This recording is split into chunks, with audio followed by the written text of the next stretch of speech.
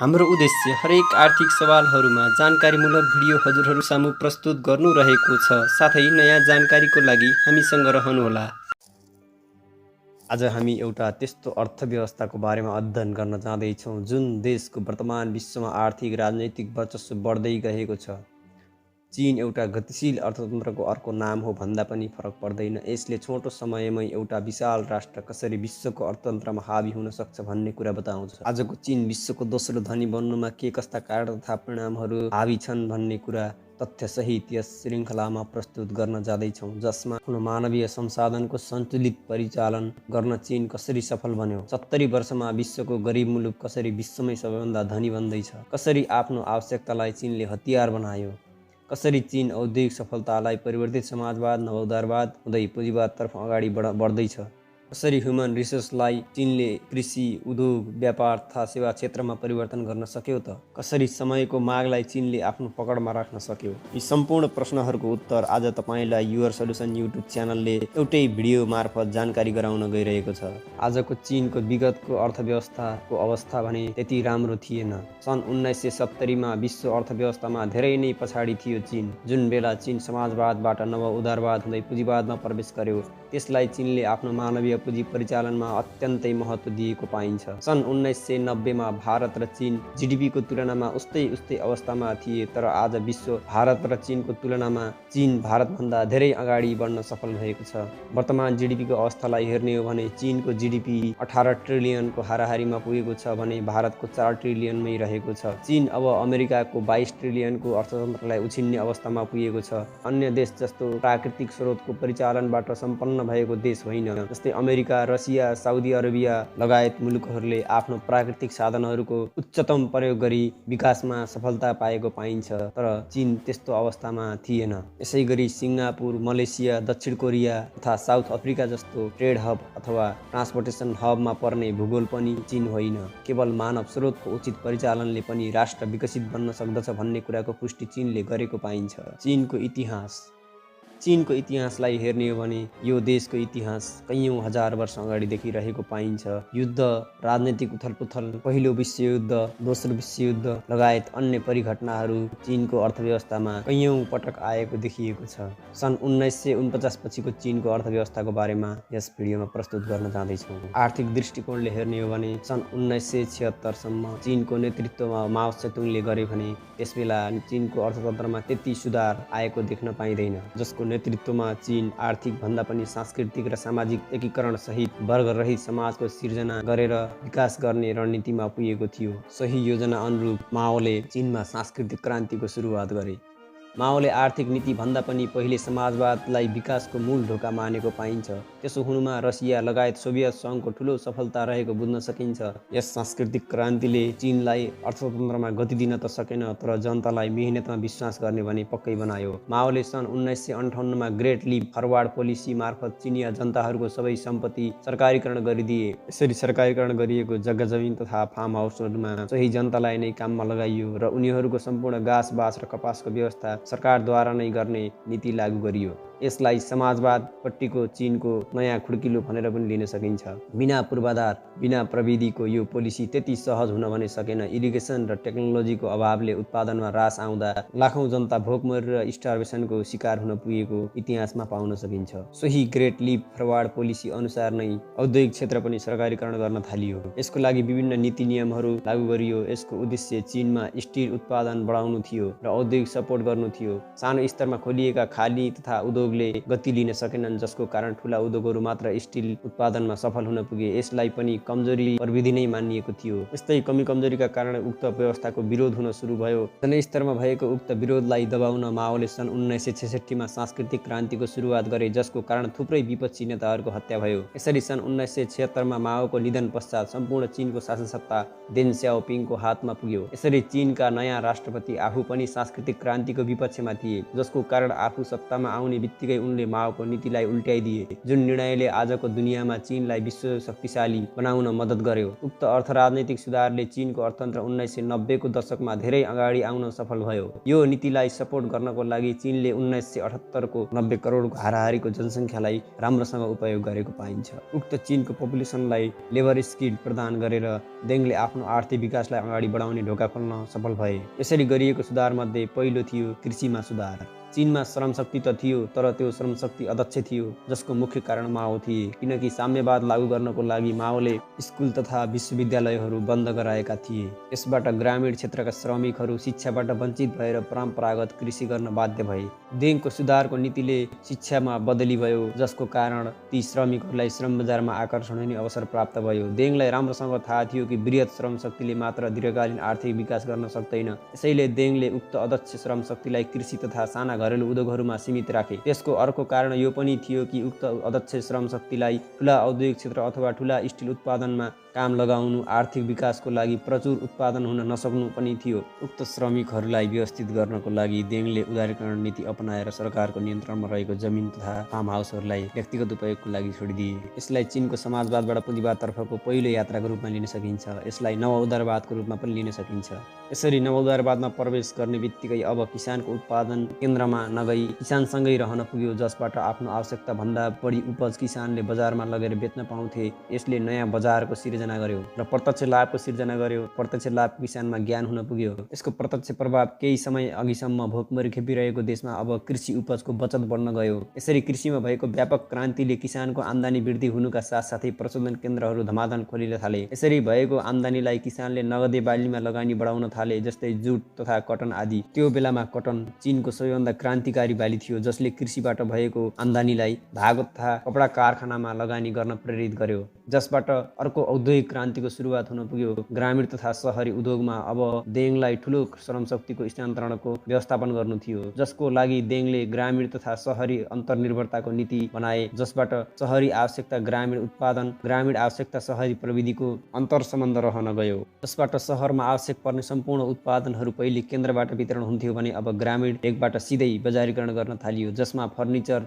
अन्नबाली आदि थिए। अब देङले बजारलाई स्वतन्त्र रूपमा छोड्ने नीति लिएकोले पुँजी निर्माण तथा टेक्नोलोजी ट्रान्सफरको लागि संयुक्त पुँजी लगानी तथा प्राविधिक शिक्षालाई प्रोत्साहन गरे, जसमा अब केन्द्रीय सरकारदेखि नियन्त्रित अर्थतन्त्रलाई स्थानीय तहमा पुर्याइँदै थियो, जसले स्थानीय तहलाई उत्पादन, आविष्कार तथा व्यवस्थापनको जिम्मा दियो। यसले स्थानीय आवश्यकता अनुसार उत्पादन बढाउन मद्दत गर्यो। युनिभर्सिटी अफ भोलोन्गेन विश्वविद्यालयको अनुसार सन् 1980 मा जीडीपीमा 13% योगदान गरेका घरेलु तथा साना उद्योगले 1990 को दशकमा आइपुग्दा 30% योगदान गर्दै 1995 मा 12 करोड ग्रामीण रोजगारी सिर्जना गर्न सफल भए।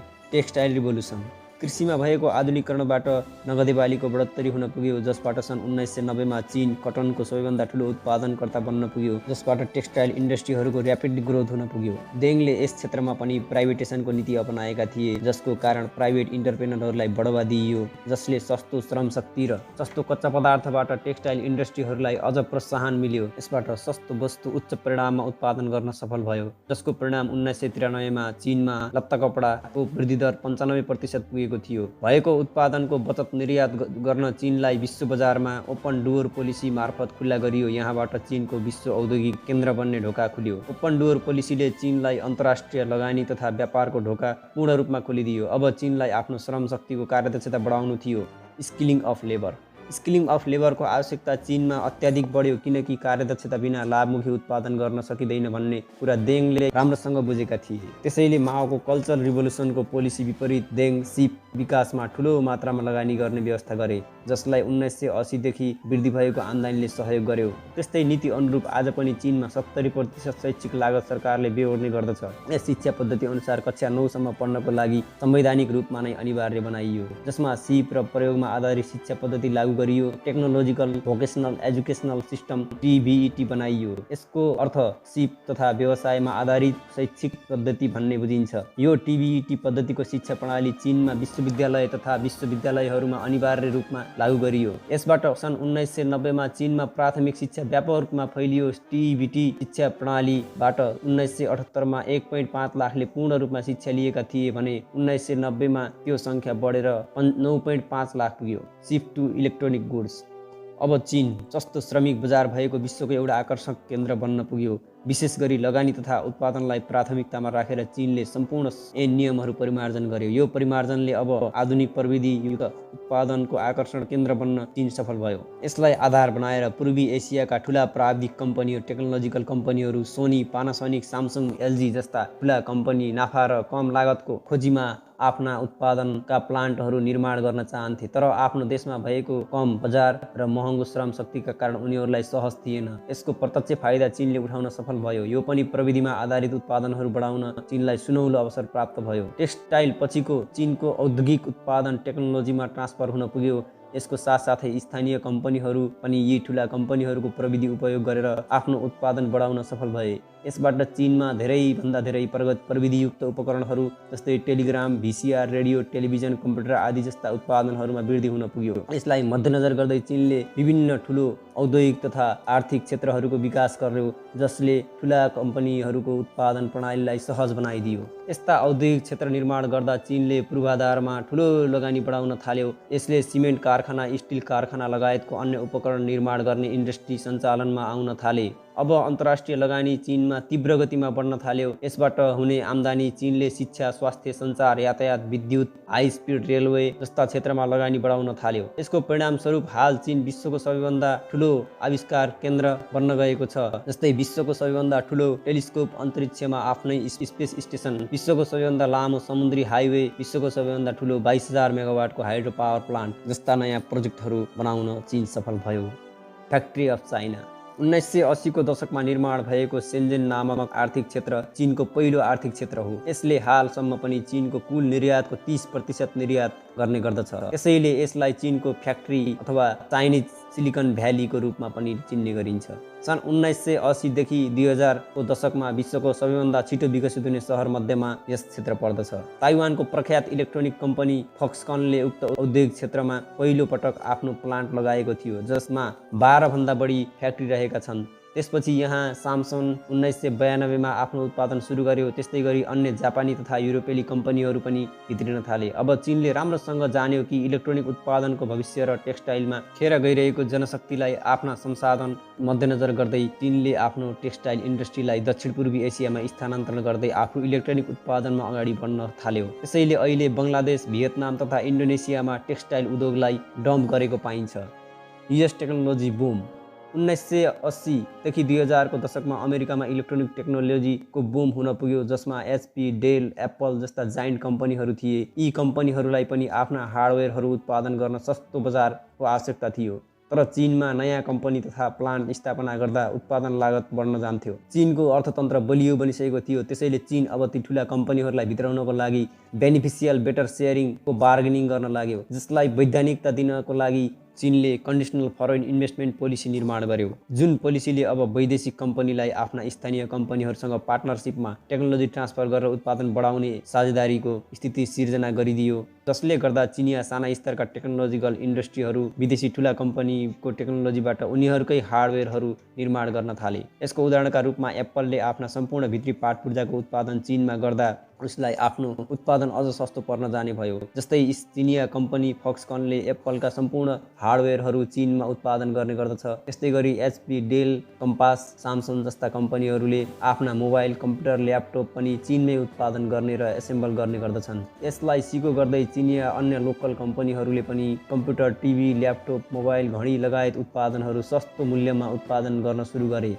यसलाई कपीक्याटको नामले पनि चिनिन्छ। यसरी उत्पादन भएका कपीक्याट उत्पादनहरूलाई चीनले third world, south Asian, south American, African बजारमा वितरण गर्न थाल्यो, जसको उदाहरणमा सस्ता टेलिफोन, ल्यापटप लगायत हाम्रो वरिपरि रहेका लगभग सबै इलेक्ट्रोनिक ग्याजेटहरू चीनमा निर्माण भएका हुन्। यसको माग थर्ड वर्ल्डमा अत्याधिक हुन पुग्यो। अब चिनिया कम्पनीहरू यसरी भएको आम्दानीबाट आफ्नो क्वालिटी सुधार गर्दै जान थाले। यसको उदाहरणका रूपमा आज हामी लेनोभो, साओमी, हवेई, जियोनी लगायत कम्पनीहरू ग्लोबल ब्रान्ड बनेको देख्न सक्छौँ। चीनमा बनेको सामानको त्यति अविश्वास थियो कि सन् 1990 मा स्थापना भएको सामसङले 2019 मा चीनमा रहेको आफ्नो प्लान्ट नै बन्द गर्न पुग्यो। हुन त यसमा अन्य भूराजनीतिक कारण पनि होलान्, तर मेड इन चाइना आज छ भोलि छैन भन्ने उखान यस्तै कम गुणस्तरका चिनिया उत्पादनहरूले रहन गएको हो। Shift service sector.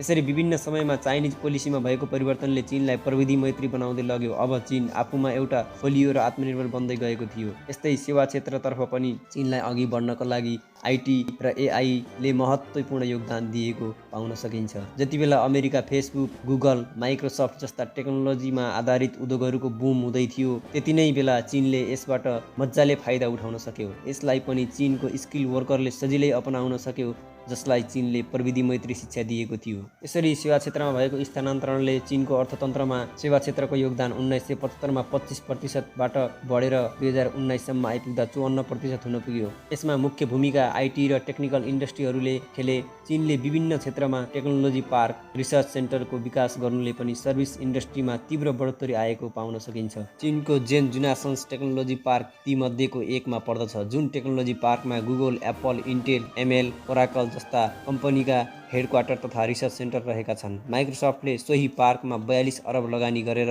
आफ्नो सबैभन्दा ठुलो रिसर्च सेन्टर खोलेको थियो। चीनमा म्यानुफ्याक्चरिङ जस्तै कपीक्याट प्रणाली सर्भिस सेक्टरमा पनि देख्न पाइन्छ, जसको उदाहरणको रूपमा Alibaba.com लाई लिन सकिन्छ। यसले अमेरिकी कम्पनीहरू गुगल, इबे, अमेजन लगायत कम्पनीहरूको प्रविधि तथा एलिमेन्टलाई समावेश गरेको पाउन सकिन्छ। त्यस्तै WeChat पनि एउटा इन्कर्पोरेट एप हो, जसले WhatsApp, Facebook, Twitter, Skype, Tinder जस्ता एपहरूको आइडिया कपी गरेको पाउन सकिन्छ। यस्तै बाइडु पनि गुगलको कपीक्याट हो भन्ने गरिन्छ। अब पनि चीन नयाँ टेक्नोलोजी जस्तै एआई, 5G लाई पनि चीनले विस्तार गर्दै लगेको पाइन्छ, जसलाई हवेई तथा ZTE जस्ता जायन्ट कम्पनीहरू समावेश गरिरहेका छन्। यसरी चीनले प्रविधिमा लगानी बढाउँदै सन् 2012 मा नेपाली हालको विनिमय दर अनुसार 224 खर्ब रुपैयाँ रिसर्च एन्ड डेभलपमेन्ट शीर्षकमा बजेट नै छुट्याएको पाइन्छ। यो अमेरिका पछिको विश्वको दोस्रो प्रविधिमा लगानी भएको ठुलो बजेट हो।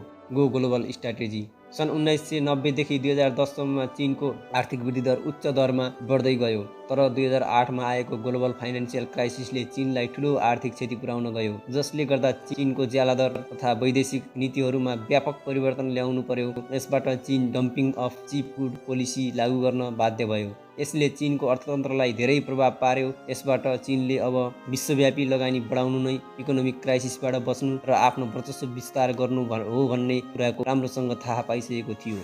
यसलाई राम्रोसँग बुझेका सी जिनपिङले गो ग्लोबल स्ट्राटेजीलाई लागू गराए, जसले चिनिया कम्पनीहरूलाई विदेशमा लगानी गर्ने बाटो खुला भयो। यसको प्रमुख उदाहरणको रूपमा बेल्ट एन्ड रोडलाई लिन सकिन्छ, जसको कारण अफ्रिका र युरोप समक्ष चीनको लगानी बढ्दै गएको पाइन्छ। यसरी हिजोका एउटा सानो अर्थतन्त्र भएको मुलुक आज विश्व सामु हावी हुँदै गएको छ।